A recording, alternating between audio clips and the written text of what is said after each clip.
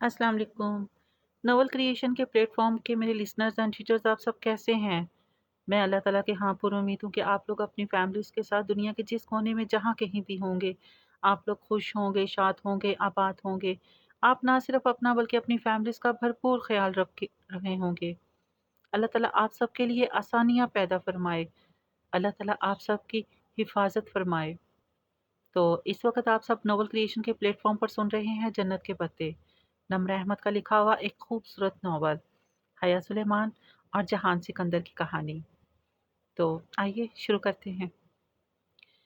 वो फरकान मामू का सामना किए बगैर अंदर जाना चाहता था। क्या हर्ज था अगर वो यूं ही अंदर दाखिल हो जाए? फुरकान मामू को मुतवज्जो करना और उनके सवालात का जवाब देना। नहीं, अभी नहीं। बहुत आराम और आहिस्ता से वो खुले गेट के अंदर चला आया। सर्दी बढ़ गई थी। लॉन खाली था। सब अंदर थे। उसने गर्दन इधर उधर घुमाकर दरमियानी दरवाज़ा तलाश किया। वो सामने ही था। उस पे घंटी लगी थी, लेकिन पहले उसने दरवाज़ा धकेला तो वो खुल गया। उसे जाना तो सुलेमान मामू की तरफ था, सो उधर रुकना बेसूद था। वो दरवाजे से गुजर को सुलेमान मामू के लॉन में दाखिल हो गया। इतने बरसों से बिना इजाज़त दूसरों के घरों, लॉकर्स, मोबाइल्स और ईमेल्स में खामोशी से दाखिल होने और निकलने की आदत के बावजूद वो ऑफिशियल काम के बगैर ट्रेस पासिंग नहीं किया करता था। अब भी ये करते वक्त उसके जहन में ये बात थी कि वो उसके मामू का नहीं बल्कि ससुर का भी घर है। अंदर जाकर वो बता देगा कि वो किस तरह दाखिल हुआ। बात ख़त्म। सुलेमान मामू का हरा भरा लॉन भी सुनसान और सर्द पड़ा था। उसे पछतावा हुआ कि उसने फूल उठाने का तकल्लुफ़ क्यों किया। खामखा एक बोझ उठाए फिर रहा है। उसने गुलदस्ता लॉन की मेज़ पे रख दिया और खुद घर के दाखिली दरवाजे के सामने आ खड़ा हुआ। घंटी बाहर गेट पे थी, अंदर दाखिली दरवाजे पे नहीं। अब क्या सिर्फ दरवाज़ा खटखटाने में कोई बाहर निकलेगा? बहुत तज़्बज़ब से उसने दाखिली दरवाजे पे दस्तक दी। अलबत्ता वो खुद भी जानता था कि अंदर कमरों में मौजूद अफराद उस वक़्त ये दस्तक नहीं सुन पाएंगे। वो जानबूझकर इस तरह कर रहा था ताकि उसे इनसे मिलना ना पड़े और वो कह सके, मम्मी मैं गया था मगर आपके भाइयों ने दरवाज़ा ही नहीं खोला। मैं क्या करता? सो वापस आ गया। हस्बे तवक्को दरवाज़ा किसी ने नहीं खोला। वो सर्द पड़ते हाथ जैकेट की जेबों में डाले घर की दीवार के साथ चलते यूं ही जायजा लेने लगा। इस घर में कौन कौन है? मेहमान भी आए होंगे शादी के। कोई जाग रहा है या नहीं? ऐसी ही बातों का सरसरी सा मालूम करने वो घर को घूम फिर कर देखने लगा। तमाम खिड़कियां बंद थी। अलबत्ता लॉन के दाहिनी रुख पे खुलती एक खिड़की के दो शीशे के पट खुले थे। इतनी सर्दी में कौन खिड़की खोल कर बैठा है? अचंभे से बुए सकेड़े उस तरफ आया। शीशे खुले थे, अलबत्ता जाली बंद थी। उसके पीछे पर्दे भी गिरे थे। दो पर्दों के दरमियान एक दर्ज सी थी, जिससे कमरे का मंजर दिखाई दे रहा था। यहाँ वो आदत से मजबूर था। निचला लब दांत से दबाए उसने एहतियात से गर्दन जरा ऊंची करके अंदर देखा। कमरे में मध्यम रोशनी फैली थी। सिर्फ एक ही बल्ब जल रहा था। रोशनी का दूसरा मंबा बेड के तकिए पर रखा लैपटॉप था, जिसके सामने वो कोहनियों के बल औंधी लेटी थी। स्क्रीन की रोशनी उसके चेहरे को चमका रही थी। वो ठोड़ी तले हथेली रखे दूसरे हाथ की उंगली लैपटॉप के टच पैड पे फेर रही थी। ये वही थी जिसको उसने दोपहर में देखा था। उसने वही स्याह लिबास पहन रखा था, सिल्की बाल, मलाई सी बंदी जिल्द। उसकी कज़न, उसकी बीवी। कैसा अजीब रिश्ता था कि दिल में कोई एहसास नहीं जागता था। ना ही उससे मिलने की कोई ख्वाहिश थी। ना जाने क्यों वो मायूस हुआ था। जिस तरह लोग मुड़ मुड़ कर उसे होटल की लॉबी में देख रहे थे, उसे वो सब कुछ नागवार लगा था। गो के उसका लिबास ऐसा ना था। आस्तीन पूरी थी, कमीज लंबी थी, नीचे खुला ट्राउज़र था, मगर उसके कपड़ों की फाल ही कुछ ऐसी थी और कुछ उसका अंदाज के वो तवज्जो खींचते थे। इसे ऐसी लड़कियां कभी भी अच्छी नहीं लगती थी। उसे ये लड़की भी कतन अच्छी नहीं लगी थी। रात की मुकद्दस खामोशी में बटनों की आवाज़ ने इर्तियाश पैदा किया तो वो चौंका। वो अब उठकर बैठते हुए बेचैनी से मोबाइल पे कॉल मिला रही थी। हेलो ज़ारा। शायद राब्ता मिल गया था। तब ही वो दबे दबे जोश से चहकी, कैसी हो? सो तो नहीं गई थी? हया बोल रही हूँ। जहान ने सोचा वो क्यों सर्दी में खड़ा किसी के कमरे में झांक रहा है। उसको मम्मी ने मामू वगैरह के सारे नंबर्स दे रखे थे। پھر وہ انہیں کال کر کے بتا کیوں نہیں رہا کہ وہ ان کے گھر آ چکا ہے؟ اگر اس کی نیت اندر جانے کی ہوتی تو وہ لوک توڑ کر بھی اندر داخل ہو جاتا۔ بات ساری نیت کی تھی۔ ساری باتیں چھوڑو زارا، اور میرے پاس جو بڑی خبر ہے وہ سنو، اور تم یقین نہیں کرو گی، میں جانتی ہوں۔ وہ اندر موجود لڑکی کی باتیں بے توجہی سے سن رہا تھا۔ موبائل جیب سے نکالتے ہوئے وہ سلیمان ماموں کو فون کرنے کے بارے میں سوچ رہا تھا۔ اس نے نمبر ملایا، پھر بند کر دیا، پھر ملایا، پھر بند کر دیا۔ کین یو بلیو اٹ زارا کہ مجھے یورپین یونین نے اسکالرشپ کے لیے سلیکٹ کر لیا ہے؟ موبائل کی اسکرین پہ انگلی سے نمبر لکھتا وہ جیسے چونکا تھا۔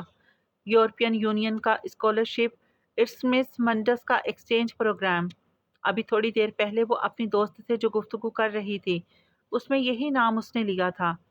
کیا وہ اسکالرشپ کے لیے کہیں جا رہی تھی؟ اس نے موبائل واپس جیب میں ڈالا، اس کی ساری حسیات اندر ہوتی گفتگو پہ لگ گئی۔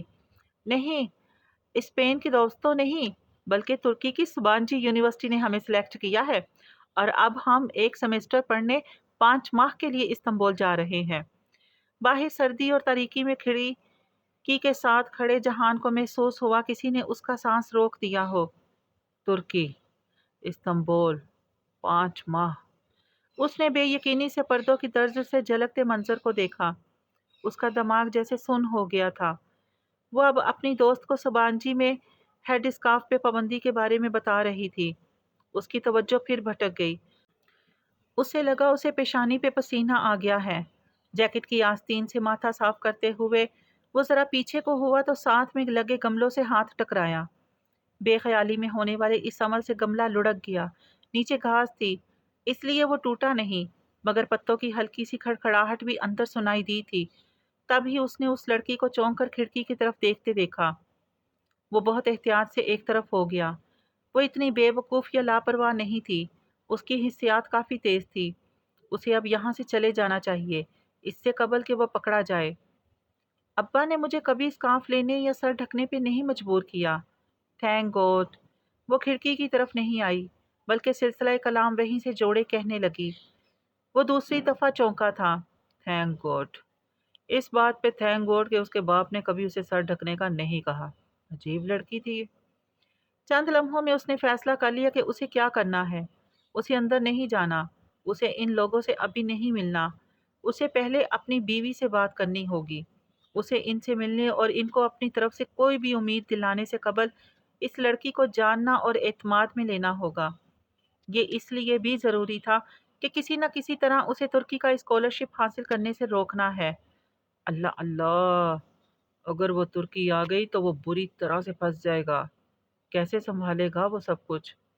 اس نے گردن موڑ کر لون کی میز پہ رکھے گلدستے کو دیکھا، پھر کچھ سوچ کر جیب سے لفافوں کا بنڈل نکالا۔ وہ لفافہ جس پر 1 روز قبل کی مہر درج تھی، اس نے وہ علیحدہ کیا، پھر اندرونی جیب سے پین نکالا۔ چند لمحے سوچتا رہا، پھر لفافے کے اندر رکھا چوکور سفید موٹا کاغذ باہر نکالا اور اس پہ لکھا، ویلکم ٹو سبانجی۔ یہ اس سے چونکانے کے لیے بہت ہوگا۔ کسی اور مقصد کے لیے لیے گئے لفافے پر اس کا نام لکھ کر اس نے ٹھیک سے اسے بند کیا۔ اندر وہ ابھی تک اپنی دوست کو پرسوں ہونے والی مہندی کے بارے میں بتا رہی تھی۔ وہ دبے قدموں چلتا لون میں رکھی کرسیوں تک آیا، میز پہ رکھا بکے اٹھایا اور متلاشی نظروں سے گھر کو دیکھا۔ کدھر رکھے وہ اس کو؟ کوئی ایسی جگہ ہو جہاں سب سے پہلے حیا دیکھے، اس کے ماں باپ نہیں۔ حیا، یہ نام بھی کتنا غیر مانوس تھا نا۔ اسے یہ گھر کے اندر رکھنا چاہیے۔ کچن کا ایک دروازہ عموماً باہر کی طرف کھلتا ہے، شاید وہ کھلا ہو۔ یہی سوچ کر وہ گھوم کر گھر کی دوسری طرف آیا۔ کچن کا بیرونی دروازہ بند تھا، لیکن ایک کھڑکی جو باہر کی طرف کھلتی تھی اس میں سے وہ یہ بکے اندر رکھ سکتا تھا۔ کھڑکی اسی طرح سے بنی تھی کہ باہر کی طرف شیشے کے پٹ تھے اور اندر کی طرف گرل تھی۔ گرل کا ڈیزائن کچھ ایسا تھا کہ وہ بکے اس کے اندر سے گزار کر کاؤنٹر پہ رکھا جا سکتا تھا، لیکن اس کے لیے پہلے شیشے کے پٹ کو کھولنا ہوگا۔ اس نے بس 2 دفعہ کھینچا اور پٹ کی کھنڈی اکھڑ گئی۔ دیسی چیزیں، خیر اسے صرف پھول اندر رکھنے سے غرض تھی۔ نہایت آہستگی سے گلدستہ اور بند لفافہ گرل میں سے گزار کر اس نے کاؤنٹر پہ رکھا، پھر ہاتھ واپس کھینچ لیا۔ شیشے والا پٹ احتیاط سے بند کرتے ہوئے وہ پلٹ گیا۔ صبح جو بھی پھول دیکھے گا لفافے پہ درج نام پڑھ کر ان کو حیا کے حوالے کر دے گا۔ वो ज़रूर सोचेगी कि रात को उनके घर के अंदर कौन फूल रख कर जा सकता है। इससे आगे क्या होगा ये उसे तय करना था, लेकिन जो बात उसे मुत्तमिन करने के लिए काफ़ी थी वो ये थी कि वो इस ज़बरदस्ती की मुलाकात से बच गया। एक दिन अनचाहे मजबूरी के बंधन से फरार की मोहलत में चंद दिन का इजाफा हो गया। अब वो मम्मी को कह सकता था कि वो इसलिए अंदर नहीं गया क्योंकि उनकी भतीजी तुर्की आ रही है, और ये बात मम्मी को परेशान कर देने के लिए काफ़ी थी। घर से निकलने से कबल कुछ सोचकर वो पोर्च में खड़ी गाड़ियों की तरफ आया था। फरीहा ने गर्दन मोड़कर कुछ अचंभे, कुछ नहुवत से उसे देखा। बोलो। मेरा ख्याल है हम उधर बेंच पर बैठ जाते हैं, पूरे एतमाद सी संजीदगी से कहते उसने हाथ से सड़क किनारे बनी बेंच की तरफ इशारा किया। लड़के, मेरे पास ज्यादा वक्त नहीं है, जो कहना है यही कहो। ठीक है, आप मेरी बात सुने। कंधों को जरा सा उचकाकर वो उनके सामने खड़ा कहने लगा। आपने मुझे पनाह गजी की औलाद कहा था, अब भी कहती हूँ, और बहुत जल्द तुम्हें इस जगह से निकलवा कर भी दिखाऊंगी। उसने हल्की सी एहतजाजिया मुस्कुराहट के साथ कहा। लेडी फरीहा, पनाह गजीन की औलाद होना बेहतर होता है। अपने शोहर के छोटे भाई के साथ ताल्लुकात इस्तवार करने और हर 2 रोज बाद रात के 12:30 बजे मकानी की शॉप में वो करने से जिसे गुनाह कहते हैं। अपनी जिंदगी में पहली दफा उसने किसी गुलाबी सुनहरी सी इंसानी चेहरे को सफेद पड़ते देखा था, ऐसा जैसे किसी ने सफेद पेंट कर दिया हो। फरीहा का सारा खून ही नुचड़ गया। कितने ही पल तो वो शल सी खड़ी रही। अब आप मेरी बात सुने, मुझे और मेरी फैमिली को अगर आपने यहाँ से निकलवाने की कोशिश की तो मैं आपके शोहर के पास चला जाऊँगा, और ये मत सोचिएगा कि वो मेरी बात नहीं मानेंगे। मैं उनको वो सबूत भी दिखाऊंगा जो मैंने इकट्ठे किए हैं। ये मत भूलिएगा कि कैमरा हर घर में होता है। फरीहा ने शायद कभी नहीं सोचा था कि वो यूं पकड़ी जाएगी। वो इतनी शिद्दत थी कि जवाबन कुछ भी ना कह सकी। वो उसे यूं ही हक्का बक्का छोड़कर पलट आया। उसका अपना दिल भी जोर से धक धक कर रहा था। बहुत दिनों से उसने फरीहा के सामने खुद पे एतमाद कायम किया था, और ये कैमरे वाली बात तो एक खाली धमकी थी। उसके पास कोई सबूत ना था। सामने कोई मर्द होता तो रख के 2 थप्पड़ लगाता और बक झक कर चलता बनता, मगर फरीहा का गरूर कुछ ऐसे घायल हुआ था कि वो संभल ही ना सकी, और वो दबी मुस्कुराहट के साथ वापस आ गया। फिर दोबारा वो करामत बे की दुकान पर नहीं गया। अली करामत के घर जाना भी उसने तर्क कर दिया। उसकी इज्जत नफ्स को गवारा नहीं था कि अब वो उनके घर जाए, लेकिन अक्सर स्कूल से जाते हुए बस स्टॉप पर शटल का इंतजार करते वो अली करामत को अपनी डॉक्टर मम्मी के साथ आते देखता, तो फिर काफी देर इनको देखता रहता। निकाब से भी उनकी आंखों की मुस्कुराहट और नरमी छुपती ना थी। उमर खाकान अक्सर नहुवत से कहता नजर आता कि उसकी चची एक बदसूरत स्याह फाहम औरत है, मगर जहान को वो औरत बहुत खूबसूरत लगती थी। मरा जमीला, उसकी मरा जमीला। उसने बहुत अरसे बाद बिलाखिर एक दिन मरा जमीला वाला कार्ड उनको दे ही डाला। वही बस स्टॉप पर खड़े कार्ड पलट कर देखते वो बेख्तियार हंसती थी। फिर बहुत अरसा नहीं गुजरा जब उसने सुना नाना की तबीयत खराब थी। मम्मी को इस खबर ने बेचैन कर दिया था। वो बार बार पाकिस्तान फ़ोन करती, उसे ना बताती, मगर वो दरवाजे की ओट में खड़ा सुनता रहता। प्लीज़ भाई, मुझे इस तरह से मना मत करें। मैं अब्बा से मिलना चाहती हूँ। बस मैं और जहान आएंगे, किसी को पता नहीं चलेगा। प्लीज़, आप मुझे आने दें। वो आंसू पोंछती मिन्नत भरे लहजे में कह रही होती। एक शाम उसने हिम्मत मजतमा करके अब्बा के कमरे का एक्सटेंशन रिसीवर तब उठाया जब अब्बा सो रहे थे और मम्मी लिविंग रूम में बैठी पाकिस्तान बात कर रही थी। कोई ज़रूरत नहीं सबीन, बाबा बिल्कुल ठीक हैं, तुम यहाँ आने का मत सोचो। दूसरी तरफ फुरकान मामू कह रहे थे, मगर मेरा दिल कहता है कि वो ठीक नहीं है। मैं आना चाहती हूँ। हरगिज़ नहीं, तुम्हारे इस मफरूर शोहर ने सारे ज़माने में हमें बदनाम करके रख दिया है। हम पहले ही लोगों से इस बात पर मुंह छुपाते फिरते हैं कि हमारा बहनोई मफरूर है और सियासी पनाह लेकर रह रहा है। अब तुम आओगी तो सारी दुनिया क्या कहेगी। मुझे अब्बा से ज्यादा किसी की परवाह नहीं है, और सिकंदर मेरे साथ तो नहीं आ रहे। मैं बस एक दिन के लिए आ जाती हूँ।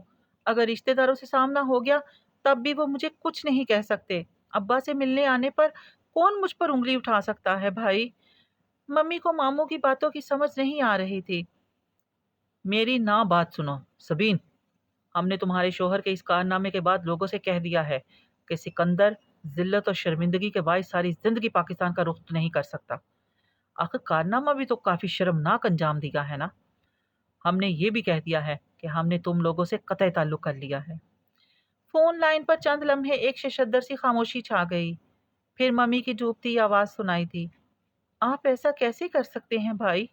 मैं आपकी बहन हूँ। आप मुझे यूं डिसोन नहीं कर सकते। हमारे हमारे बच्चों का रिश्ता हुआ है। सुलेमान की बेटी अभी बहुत छोटी है। इस रिश्ते की बात बाद में देखी जाएगी। वैसे भी ये तुमने अपनी खुद गर्जी के बाइस किया है। तुम जानती थी कि सिकंदर ने क्या किया है और तुम्हें डर था कि हम लोग तुम्हें छोड़ ना दे, इसीलिए तुमने ये रिश्ता किया। हाँ, मैंने दिखाई खुद गर्जी। हाँ, मैंने छुपाई हकीकत। मगर मैंने ये रिश्ता जोड़ने के लिए किया, सिर्फ इसलिए कि मैं आपसे ना कटूं। अब आप मुझे मेरे बाप से मिलने से रोक रहे हैं, इसलिए कि आप लोगों के सामने झूठ साबित ना हो जाए। मम्मी दबी दबी चीखी थी। अगर तुम इस तरह आओगी ना, ना सिर्फ हम में से कोई तुम्हें लेने नहीं जाएगा, बल्कि हम वाकईतन तुमसे कतई ताल्लुक कर लेंगे। और जब अब्बा जान को ये मालूम होगा तो उन पर क्या गुजरेगी, ये सोच लेना। और ये भी कि अगर इनको कुछ हुआ तो उसकी सारी जिम्मेदारी सिर्फ और सिर्फ तुम पर होगी। भाई, मम्मी कहती रह गई, मगर दूसरी तरफ से फोन रख दिया गया था। उसने मम्मी के रिसीवर रखने का इंतजार किया, फिर आहिस्ता से फोन रखकर बाहर आ गया। मम्मी सोफे पर बैठी सर हाथों में दिए दबी दबी सिसकियों से रो रही थी। उसने टिश्यू के डिब्बे से 2 टिश्यू निकाले और उनके सामने लाकर दिए। मम्मी ने फीका चेहरा उठाया। मम्मी, आप मामू की बात ना सुने। हम पाकिस्तान ज़रूर जाएंगे। अगर वो हमें लेने ना आएंगे तो हमारे पास उनका एड्रेस है। हम कैब करके उनके घर चले जाएंगे। वो बस नम आंखों से उसे देखती रही। शायद उन्हें मालूम था कि वो दूसरे फ़ोन पे सब सुनता रहा है। हम उनके घर जाएंगे, मगर हम वहाँ कुछ खाएंगे नहीं। उसने जैसे उन्हें याद दिलाया। वो आंसुओं के दरमियान हल्का सा मुस्कुराई और इस बात पे सर हिला दिया। उसे नहीं मालूम था कि वो क्यों मुस्कुराई है। बहुत साल बाद उसे एहसास हुआ कि वो शायद अपने कम उम्र बेटे की खुददारी और इज्जत नफ्स के पास पे फख्र से मुस्कुराई थी। मम्मी ने मामूओं की एक नहीं सुनी। उन्होंने पैसे जोड़ने शुरू किए। वो जेवर जो उन्होंने अपनी भतीजी के लिए रखा हुआ था वो भी बेच दिया। अब वो सिर्फ रवानगी के इंतजामात में लगी हुई थी। अब्बा की तबीयत बहुत बिगड़ती जा रही थी। मम्मी को उनके साथ किसी के रहने का इंतजाम भी करना था। अभी रवानगी में 2 दिन थे कि मामू का फोन आ गया। नाना जान का इंतकाल हो गया था। मम्मी के लिए नाना के इंतकाल की खबर का सदमा इस सदमे से कहीं छोटा था जो उन्हें ये जानकर लगा कि नाना का इंतकाल उस रोज नहीं बल्कि 1 हफ्ता कबल हुआ था। मगर चूंकि मम्मी के आने से मामूओं की इज्जत और शान पे उंगली उठाई जाने का खदशा था, इसलिए उनको इतला ही देर से दी गई ताकि वो इनकी वफात की रसूमात में भी शामिल ना हो सके। वो इंटरनेट का दौर नहीं था, खत और फ़ोन का ज़माना था। मगर मम्मी का नंबर और एड्रेस बहुत दफ़ा घर बदलने और दीगर रिश्तेदारों से रब्ता ना रखने के बाइस फ़कत मामूओं के पास था, इसलिए किसी और से भी इत्तला ना पहुंच सकी।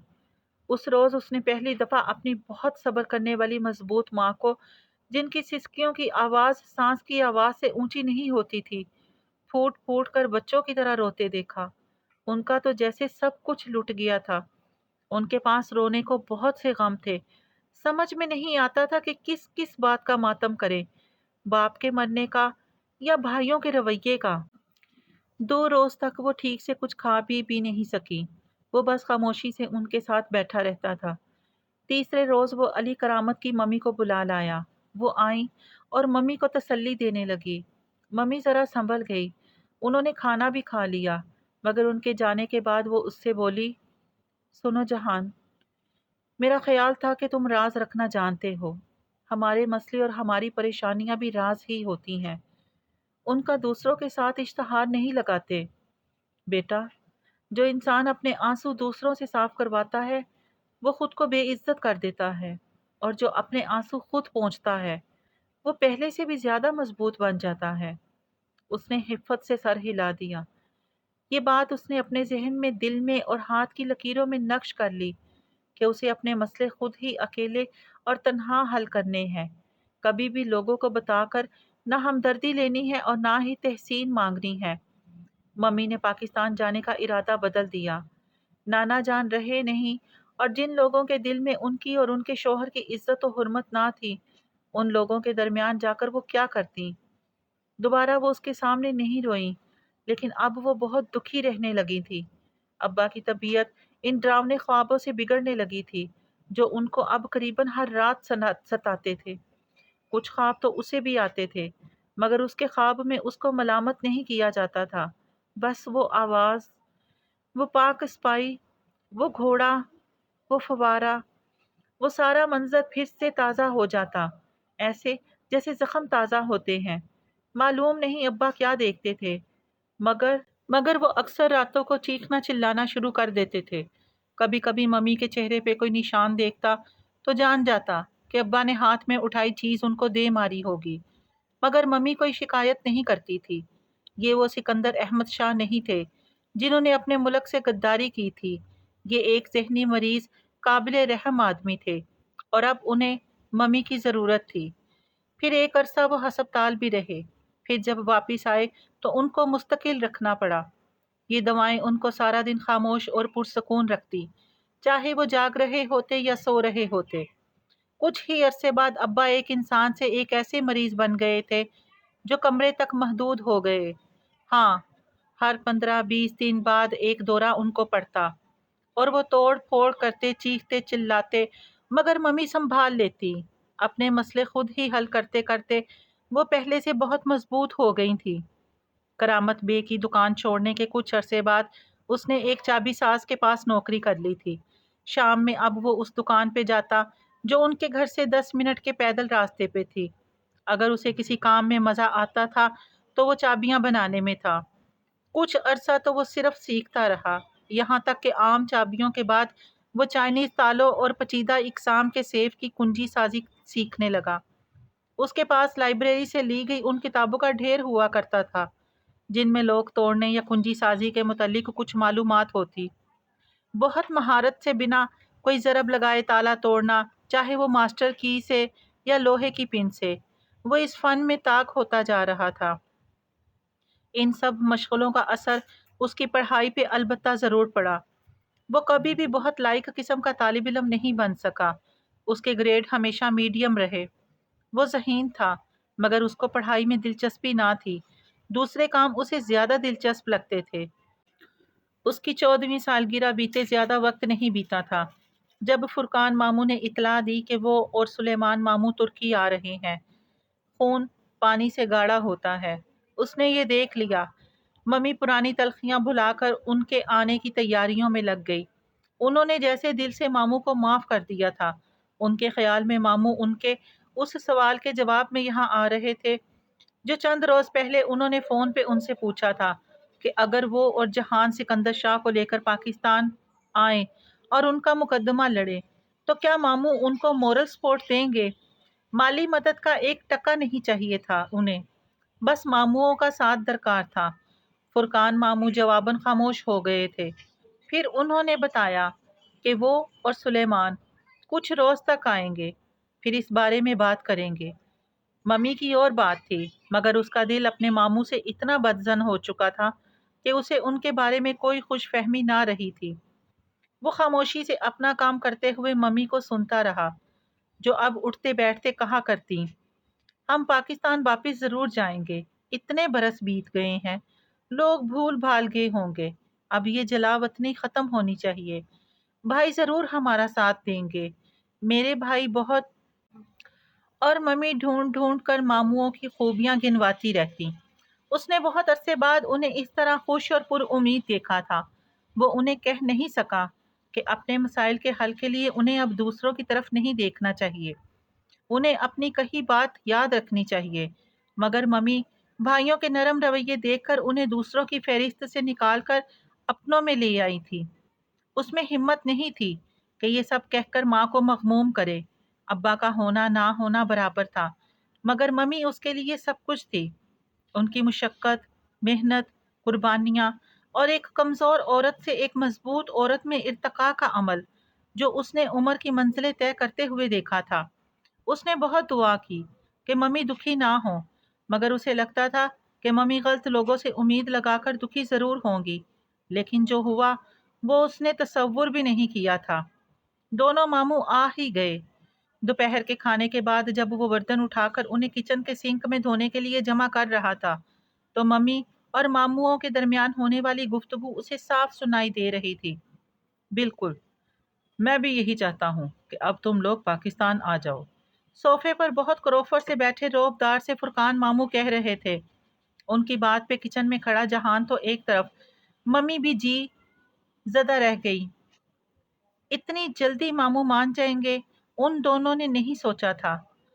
تم لوگ ہمارے ساتھ آ کر رہو، وہ سب تمہارا ہی ہے سبین، پرانی باتیں بھول جاؤ، آگے کی سوچو۔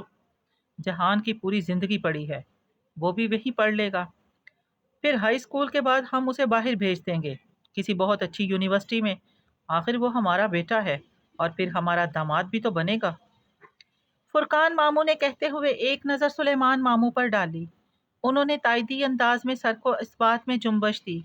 وہ ایسے ہی تھے، بڑے بھائی کے ادب میں ان کی ہر بات کی تائید کرنے والے۔ تم جہان کی زندگی کا سوچو سبین، اس کو ایک بہترین مستقبل دو، ہم اس کے بڑے ہیں، ہم اس کے باپ بن کر پالیں گے۔ باپ بن کر؟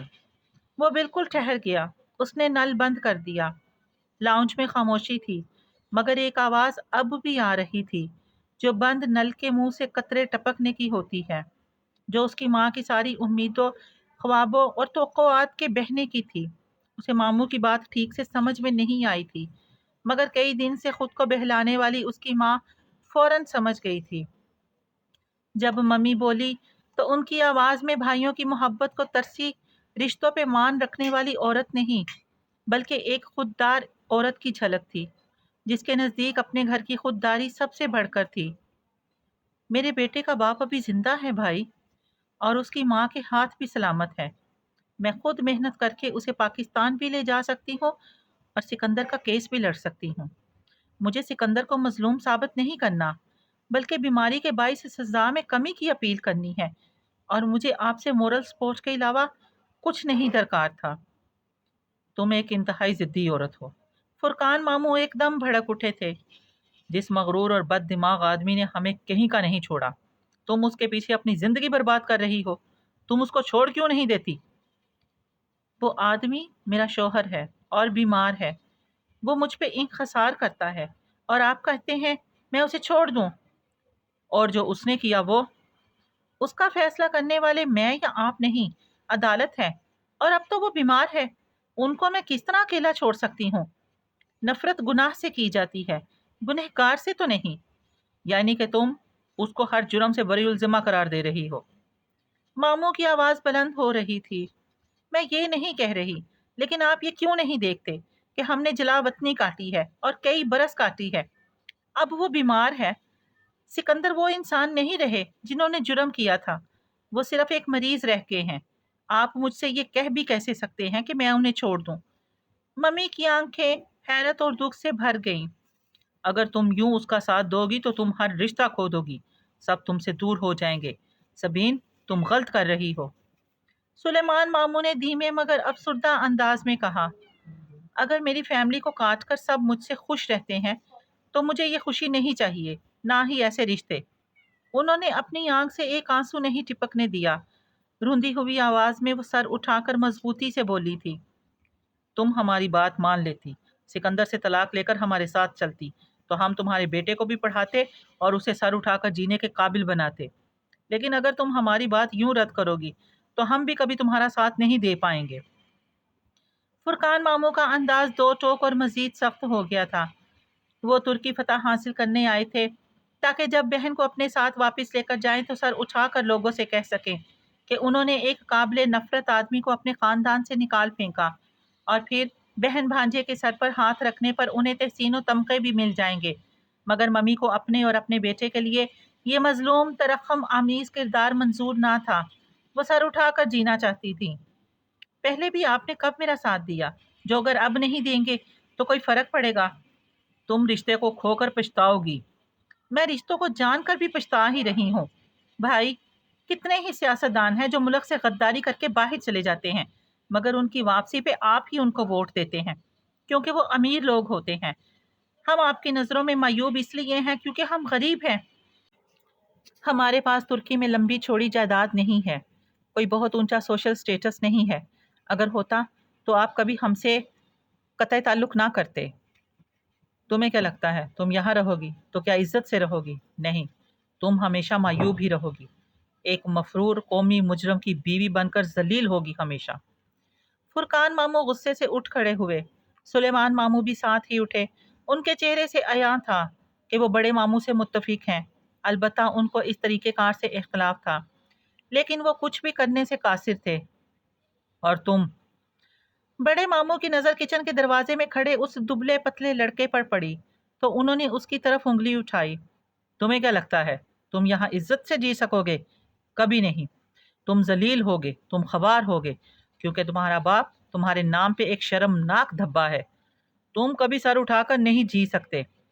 تمہارے باپ کا نام تمہارا سر ہمیشہ شرم سے جھکاتا رہے گا۔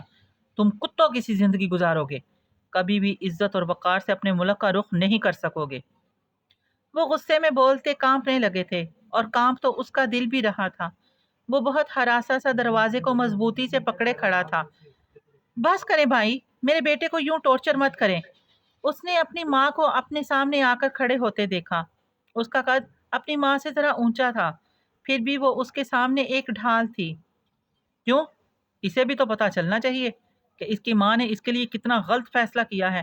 میں نے تمہیں ایک آپشن دیا تھا جو تمہارے بیٹے کے لیے اپنے ملک عزت سے لوٹنے کا واحد راستہ تھا، مگر وہ تم نے ٹھکرا دیا۔ تم نے اپنی ضد کی وجہ سے اس کی زندگی بھی جہنم بنا دی ہے۔ میں اس کی زندگی جہنم نہیں بننے دوں گی۔ سنا آپ نے؟ یہ سر اٹھا کر جیے گا۔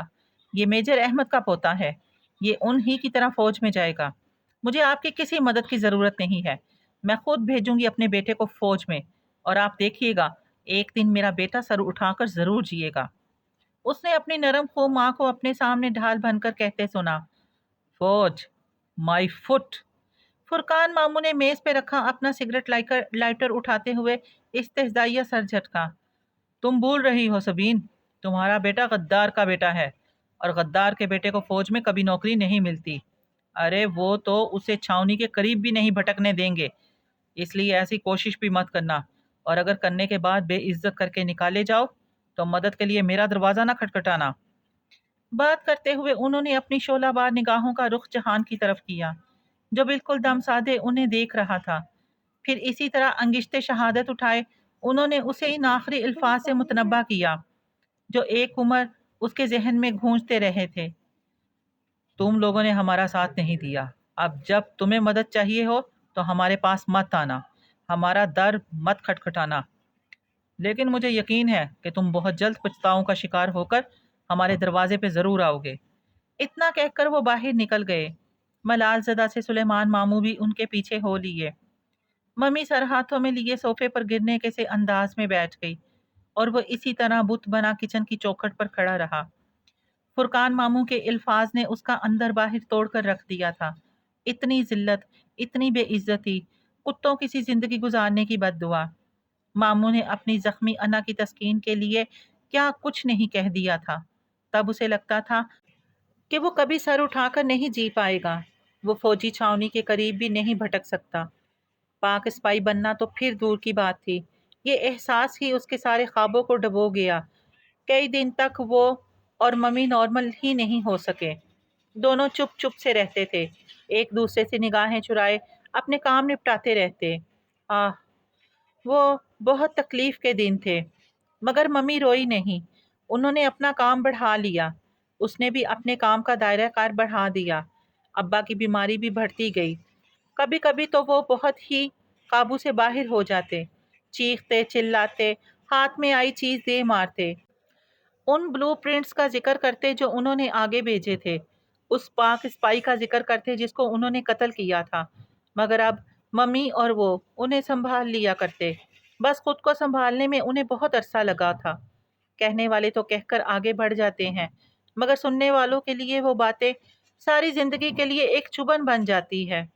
وقت پھر بھی گزرتا گیا، باس فورس کے پل تلے پانی بہتا گیا، سمندری بغلے استنبول کے اوپر پرواز کرتے رہے۔ وہ ہائی اسکول کے آخری سال میں تھا جب پین نے آ کر اسے اطلاع دی کہ ہاؤس ماسٹر کے آفس میں کوئی ملاقاتی اس کا منتظر ہے۔ وہ الجھتا ہوا کلاس سے نکلا اور ہاؤس ماسٹر کے آفس کے دروازے تک آیا۔ اندر جیسے کوئی طوفان بدتمیزی مچا ہوا تھا۔ ہاؤس ماسٹر کے آفس کے اندر جیسے کوئی طوفان بدتمیزی مچا ہوا تھا۔ کھلی درازیں، بکھرے کاغذ، ہر چیز الٹ پلٹ پڑی تھی۔ ہاؤس ماسٹر احمد طور پریشانی کے عالم میں ایک دراز کھنگال رہے تھے۔ ان کا اسسٹنٹ دوسری دراز کی چیزیں نکال نکال کر باہر رکھ رہا تھا۔ ذرا دور رکھی کرسی پہ ایک صاحب خاموشی سے بیٹھے تھے۔ آخر چابی گئی کدھر؟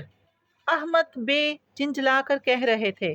جہان کی نظریں دیوار کے ساتھ لگے لوکر پر پھسل گئیں جو مقفل تھا۔ یقیناً ان کی چابی نہیں مل رہی تھی۔ بولو، بتاؤ، اب میں ہیڈ ماسٹر کو کیا کہوں کہ میرے اسسٹنٹ کی لاپرواہی کی وجہ سے لوکر نہیں کھل رہا اور فائل نہیں نکالی جا سکتی؟ اپنی جھنجھلاہٹ اور پریشانی میں انہوں نے دروازے میں کھڑے لڑکے کو نہیں دیکھا تھا۔ سر، میں نے یہیں رکھی تھی، میں ڈھونڈ رہا ہوں ابھی۔ اسسٹنٹ کی بات کو فون کی گھنٹی نے کاٹا۔ اس نے جلدی سے ریسیور اٹھایا۔ جی جی سر، بس احمد بے آپ کے پاس فائل لا رہے ہیں۔ جی بس 1 منٹ۔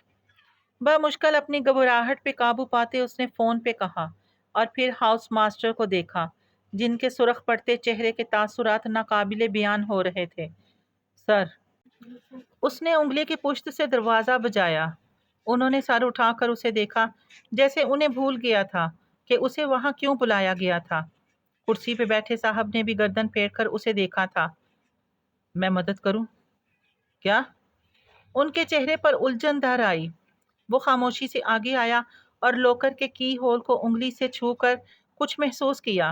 کمرے میں ایک دم خاموشی چھا گئی۔ ساری کھٹر پٹر متحرک ہاتھ سب ٹھہر گیا۔ اس نے پینٹ کی جیب سے 3 پنیں نکالی، پھر ان میں سے ایک الگ کی اور باقی واپس جیب میں ڈال دی۔ آگے ہو کر اس نے وہ پن ترچھی کر کے کی ہول میں ڈالی، پھر گردن اٹھا کر وول کلوک کو دیکھا۔ وہ تینوں نفوس جیسے دم سادے اس کو دیکھ رہے تھے۔ وہ نچلا ہونٹ دانت سے دبائے اپنے ہاتھ کو محسوس سمتوں میں اوپر نیچے کر رہا تھا جیسے موسیقی کا کوئی ردم ہو۔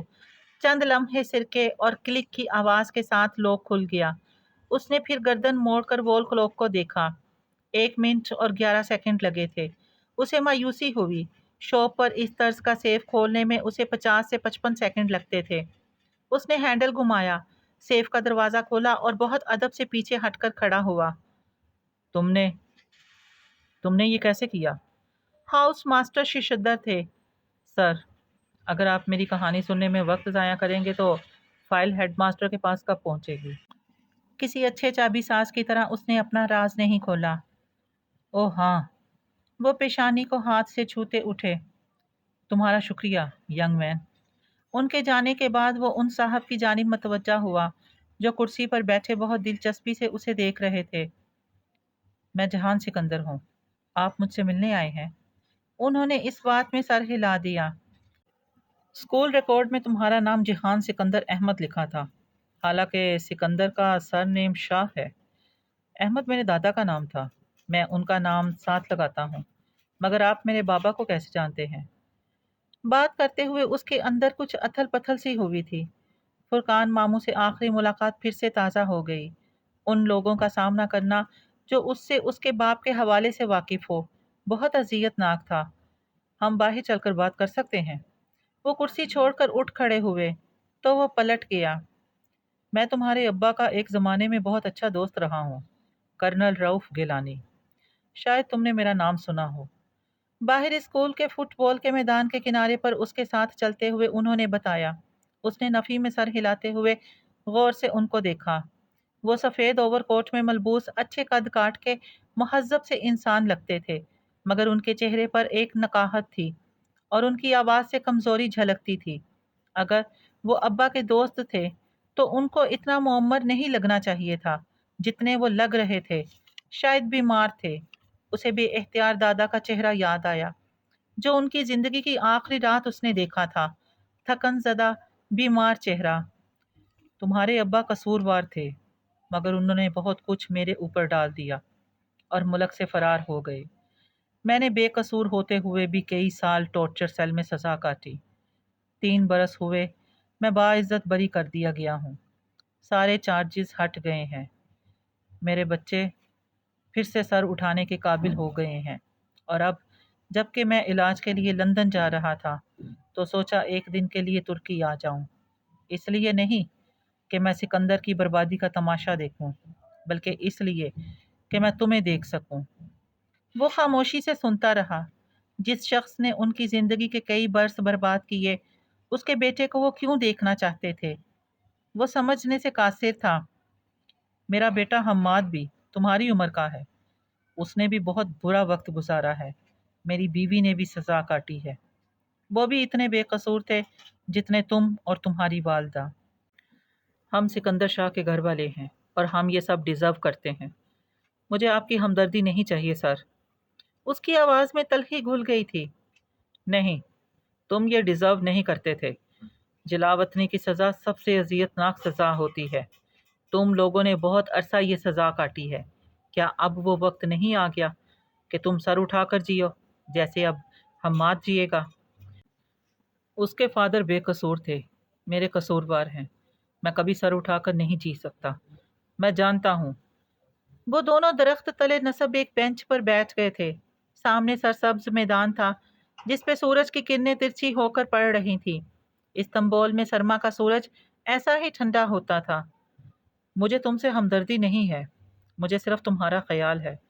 میں نے اپنے گھر والوں کی اذیت دیکھی ہے بچے، اور میں آج تمہاری ماں سے جب ملا تو میں نے انہیں بھی اسی اذیت میں دیکھا۔ وہ سکندر کو نہیں چھوڑ سکتی، مگر تم تو اپنے ملک واپس جا سکتے ہو۔ میں نے اس بارے میں سوچنا چھوڑ دیا ہے۔ میں جانتا ہوں میں کبھی فوج میں نہیں جا سکتا۔ مجھے وہ کبھی چھاؤنی کے قریب بھی نہیں بھٹکنے دیں گے۔ میں پھر سے ذلیل ہونے وہاں نہیں جانا چاہتا۔ وہ بہت تکلیف سے بول رہا تھا۔ فرقان ماموں کی باتیں کسی انی کی مانند ابھی تک دل میں گڑی تھی۔ یہ تمہیں کس نے کہا کہ تمہیں فوج میں کمیشن نہیں مل سکتا؟ وہ حیران ہوئے۔ کیونکہ میں ایک غدار کا بیٹا ہوں، اور غدار کے بیٹے کو فوج میں بھرتی نہیں کیا جاتا۔ مجھے افسوس ہے کہ تمہیں کسی نے غلط گائیڈ کیا ہے۔ ایسا کچھ نہیں ہوتا۔ میں تمہیں نامور ملکی غداروں کے نام گنوا سکتا ہوں جن کے خاندان کے کتنے ہی لڑکے فوج میں کام کر رہے ہیں۔ اگر تم قابل ہو اور تم ایک دفعہ پھر سر اٹھا کر جینے کا حوصلہ رکھتے ہو تو تمہیں چاہیے کہ تم اپنے ملک واپس آ جاؤ۔ وہ کتنی ہی دیر بیٹھے اسے سمجھاتے رہے کہ اسے ایک دفعہ کوشش کرنا چاہیے، اور پھر ملک کے لیے قابل قدر خدمات سر انجام دے کر وہ اپنے خاندان کے نام پر لگا دبا مٹا سکتا ہے۔ اچھائی برائی کو ڈھانپ دیتی ہے۔ ان کا اپنا بیٹا بھی اگلے سال آرمی میں کمیشن کے لیے درخواست دینے جا رہا تھا۔ وہ بھی ہائی اسکول کو ختم کر کے ان کے پاس آ جائے اور ساتھ ہی امتحان دے۔ وہ خاموشی سے سنتا رہا۔ اگر اسے کوئی شک و شبہ تھا کہ وہ دھوکے سے اس کے باپ کو ملک واپس لے جانے اور سزا دلوانے کے لیے یہ سب کر رہے تھے تو وہ زائل ہو گیا۔ پھر بھی اس نے ان کو کوئی خاص جواب نہیں دیا۔ وہ اس نہج پہ سوچنا بھی نہیں چاہتا تھا۔ فرقان ماموں کی خواہش کے مطابق وہ کتوں کی طرح ذلیل ہو کر زندگی گزار تو رہے تھے، باعزت جینے کا حق ان کو نہیں تھا۔ دوپہر میں جب وہ گھر لوٹا تو ممی نے کرنل گیلانی کی آمد کا بتایا، اور وہ یہ بھی کہ وہ ان سے اسکول کا پتہ پوچھ کر گئے تھے۔ ان کی فلائٹ شام میں تھی اور وہ آج ہی اس سے ملنا چاہتے تھے۔ پھر اس نے بھی سب کچھ بتا دیا۔ مگر میں ادھر نہیں جاؤں گا۔ مجھے فرقان ماموں کے گھر نہیں جانا۔ میں ان لوگوں سے پھر کبھی نہیں ملنا چاہوں گا۔ اس نے اپنے تئی بات ختم کر دی تو ممی خاموش ہو گئی، لیکن سوچے خاموش نہیں ہوئی، خواب خاموش نہیں ہوئے۔ وہ خواب کسی بوجھ کی طرح دل کو گھیرے رہا۔ کچھ دن بعد نیند میں وہ خود کو وہیں پاتا، انطاکیہ میں، وہ بڑا سا دالان، فوارہ اور ساتھ کھڑا گھوڑا، اور جب وہ پلٹنے لگتا تو اسے پکارا جاتا۔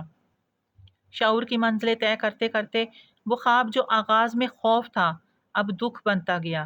جانے وہ کون تھا؟ اس نے اپنے ہاتھوں سے اس وجیہ آدمی کو دفنایا تھا، مگر وہ کبھی اس کے خاندان کو نہیں تلاش کر سکے گا۔ اس کی بیوی، بچے برسوں اس کی راہ تکیں گے۔ حکومت، فوج، ایجنسی، کسی کو علم نہیں ہو سکے گا کہ وہ کہاں دفن تھا۔ جاسوس کی زندگی، جاسوس کی موت، یہی تھی جاسوس کی قسمت۔ پھر کیوں جوانوں میں یہ ہمت ہوتی تھی کہ وہ اپنی گردنیں اللہ کے پاس رہن رکھوا دیں۔ وہ کہاں سے یہ جذبہ اپنے اندر لاتے تھے کہ بنا وردی، بنا تمغوں اور بنا ستائش کے خود کو کسی عظیم مقصد کے لیے صرف کر دیں، چپ چاپ اپنا فرض نبھائیں اور چپ چاپ مر جائیں۔ بلا شبہ وہ عظیم لوگ تھے اور وہ ان لوگوں میں سے کبھی نہیں ہو سکتا تھا۔ بعض دفعہ انسان اپنے خواب کسی شے میں ڈال کر ان کو سیل بند کر دیتا ہے، موم کی ایسی سیل جو کوئی کھول نہ سکے۔ اس نے بھی اپنے خواب مہر بند کر دیے تھے۔ یہ چند ماہ بعد کی بات تھی، ابھی اس کا ہائی اسکول ختم نہیں ہوا تھا کہ اسکول کا ایک ٹرپ انطاکیہ کے لیے پلان ہونے لگا۔ تاریخی اور قدیم شہر انطاکیہ جانے کے لیے تمام طلباء و طالبات بہت پرجوش تھے۔ وہ بھی تھا، مگر اس کی وجہ کچھ اور تھی۔ اس کو اپنے خوابوں سے پیچھا چھڑانے کا راستہ نظر آ گیا تھا۔ ممی سے اس نے بہت اصرار سے اس فارم ہاؤس کا پتہ پوچھ لیا جس کے دلان میں فوارے کے ساتھ کچھ آثار ثبت تھے۔ وہ ان آثار کو کھوجنا چاہتا تھا۔ اس نے ممی کو کچھ نہیں بتایا، نہ ہی ابا کا راز اور نہ ہی اپنا ارادہ، جو کہ اس فارم ہاؤس کے مالک کو یہ کہانی سنانے کا تھا کہ وہ اس جگہ کو اکثر خواب میں دیکھتا ہے، شاید یہاں کوئی دفن ہے، وہ اسے راضی کر لے گا، وہ اس جگہ کی کھدائی کرے، پھر جب وہ لوگ اس پاک اسپائی کی نعش ڈھونڈ لیں گے تو وہ پاکستانی سفارت خانے اطلاع کر دے گا، شاید اس کی نعش واپس پاکستان بھجوانے کی کوئی سبیل نکل آئے۔ اس وجیہہ صورت پاکستانی اسپائی کو اس کے خاندان کو واپس لوٹانے کا اس سے بہتر لائحہ عمل اسے نہیں معلوم تھا۔ بالآخر وہ اس قرض کو اتار دے گا جو دادا نے کہا تھا کہ اس کے کندھوں پہ آ گرا ہے۔ بالآخر وہ ابا کے راز کے بوجھ سے نجات حاصل کر لے گا۔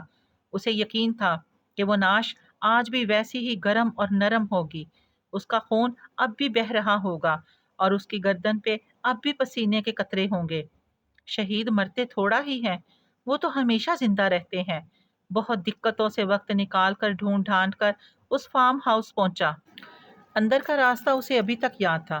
بس اس گیٹ کو عبور کر کے ذرا آگے جا کر دائیں طرف مڑ جائے گا تو وہاں سے فوارے والا دالان صاف نظر آئے گا۔ گیٹ سے وہ جگہ نظر نہیں آتی تھی۔ ملازم نے اسے اندر آنے دیا اور فارم کے مالک کو بلانے چلا گیا۔ جہان ادھر نہیں رکا۔ وہ تیز قدموں اور دھڑکتے دل کے ساتھ بھاگتا ہوا آگے آیا اور عمارت کے دائیں جانب سے مڑا تاکہ مگر وہ دالان کے آئن سرے پہ ٹھٹک کر رک گیا، پھر بے یقینی سے پلکیں جھپکی۔ چند لمحے کے لیے ہر طرف سناٹا چھا گیا تھا۔ اس نے ہر چیز سوچی تھی سوائے اس کے کہ 8 برس بیت چکے تھے۔ سامنے جہاں پہلے کچی مٹی کا وسیع احاطہ اور درمیان میں فوارہ تھا، اب وہاں ایک گہرا اور خوب لمبا چوڑا سا تالاب تھا۔ وہ بے دم سا گھٹنوں کے بل زمین پہ آ گرا۔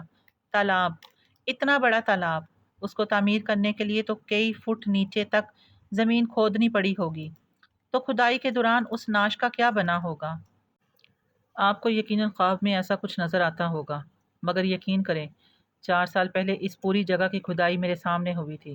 میں ایک دن بھی مزدوروں کے سر سے نہیں ہٹا اور ہم نے بہت نیچے تک زمین کھودی تھی۔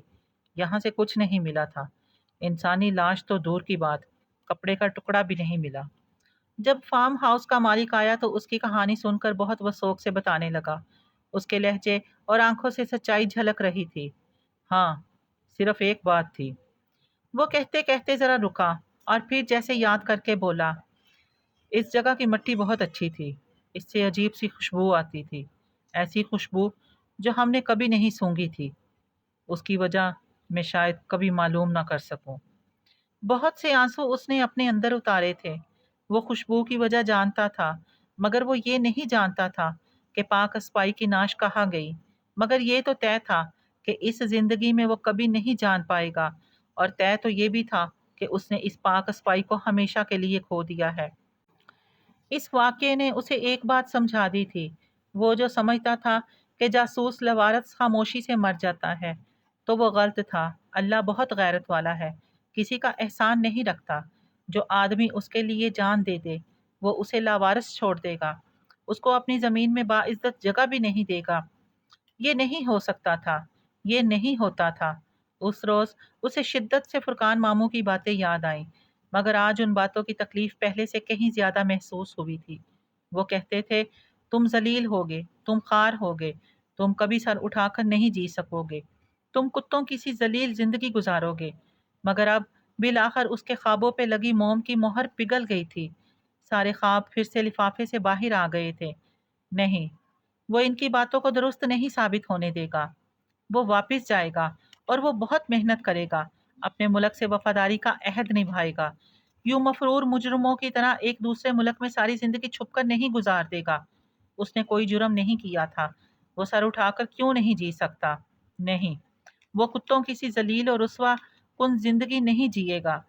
وہ حشر کے بڑے میں دن سے اپنے دادا کو کیا چہرہ دکھائے گا؟ اسے سرخرو ہونے کے لیے وہی نوکری کرنی تھی جو اس کے باپ نے کی، مگر اسے اپنے خاندان اور دادا کے نام پر سے ذلت کا دھبا اتارنے کے لیے وہ نہیں کرنا تھا جو اس کے باپ نے کیا۔ اس کو ثابت کرنا تھا کہ اچھائی برائی کو رفع کر دیتی ہے، اور وہ یہ سب کر کے دکھائے گا۔ وہ فرقان ماموں کو یہ ثابت کر کے دکھائے گا کہ وہ اپنے باپ جیسا نہیں ہے۔ ایک دن آئے گا جب وہ ان کے سامنے سر اٹھا کر کھڑا ہوگا۔ وہ اس دن سرخرو ہو جائے گا، اس کی ماں اور دادا سرخرو ہو جائیں گے۔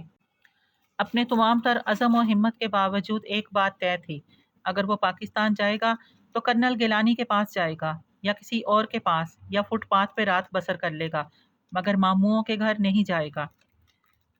تم نے ہمارا ساتھ نہیں دیا، اب جب تمہیں مدد چاہیے ہو تو ہمارے پاس مت آنا، ہمارا در مت کھٹکھٹانا، لیکن مجھے یقین ہے کہ تم بہت جلد پچھتاؤں کا شکار ہو کر ہمارے دروازے پہ ضرور آؤ گے۔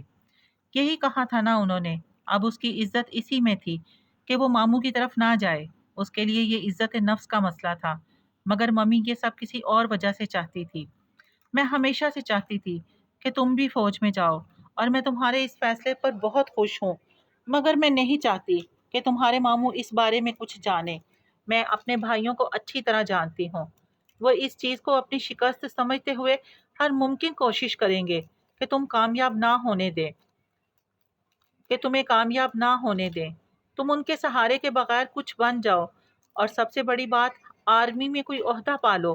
وہ یہ کبھی برداشت نہیں کریں گے۔ وہ تمہارے خلاف ہو کر تمہیں اپسیٹ کر دیں گے۔ پھر ہم اسے راز کیسے رکھیں گے؟ اس کی بات پہ ممی مسکرائی تھی۔ کم آن جہان، تمہیں راز رکھنے آتے ہیں؟ مگر انہیں پتہ چل جائے گا ممی۔